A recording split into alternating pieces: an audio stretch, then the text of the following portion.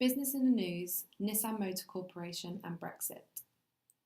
Established in Japan in 1993, the Nissan Motor Corporation Limited currently manufactures vehicles in 20 countries and areas around the world. Signed on March 27, 1999, the Renault-Nissan alliance has built a unique business model that has created significant value for both companies.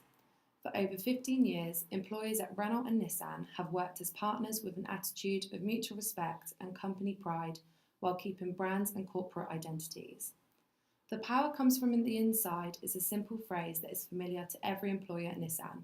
It conveys a powerful truth that any company is only as strong as the people who bring it to life. They encourage and take full advantage of mixed backgrounds, genders, nationalities, ages, and lifestyles. The supply chain is a huge economic driver for the region and one of the key reasons for the region's exceptional export figures. The plant now produces more cars than Fiat's 4 plants in Italy, exporting to 92 overseas markets. The Sunderland plant has now contributed to being the UK's leading automotive regions and the chosen location for international automotive manufacturing. A potential future investment into the Sunderland plant could impact greatly on the UK economy. Brexit affects Nissan and the car manufacturing industry in Britain. Brexit is expected to take approximately 2 years starting in 2017. This will lead to either a free trade arrangement with the EU or being under the World Trade Organization's regulations. This will mean uncertainty for Nissan and the car industry, which depends on long-term planning. That would mean extra costs and trade tariffs of 10%, which is around £350 million annually for export of cars to the EU.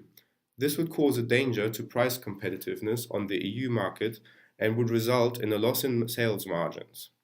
Nissan needs to make a decision about an investment for the new Qashqai sports utility facility by early 2017. Nissan CEO Carlos Ghosn wants the government to compensate any losses by Brexit, so Nissan can go ahead with its investment in Sunderland. Just to give you the bigger picture, Britain is currently the third largest vehicle manufacturer in Europe, employing around 840,000 people. With tariff-free exports, around 80% of production is exported to the EU. Brexit threatens Britain's car manufacturing industry or at least new investments over the next few years. Jaguar Land Rover, Toyota and Skoda have already expressed their concern following in Nissan's footsteps.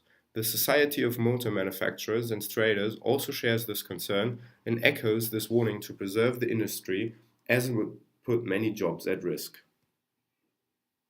Solutions to Brexit. There are 3 possible solutions to Brexit. Would be Nissan gaining compensation from the UK government and continue to be part of the British marketplace and one of the largest exporters of cars in Europe. Or Nissan can make a bilateral trade agreement with specific countries following the footsteps of China, USA and Switzerland.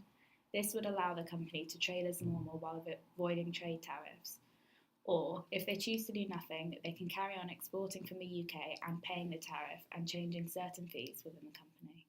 However, all of this is uncertain. In theory, if this works and Nissan does make trade agreements to avoid the 10% tariff charge, they will stay in business with the UK and invest an extra $100 million into the Sunderland branch. Or they don't agree on any terms of trade, and Nissan will pull the funding from the Sunderland branch, leaving the factory underfunded. This could lead to a digression in the area, as 78% of the employees are from the local area. To conclude, Nissan's future is uncertain.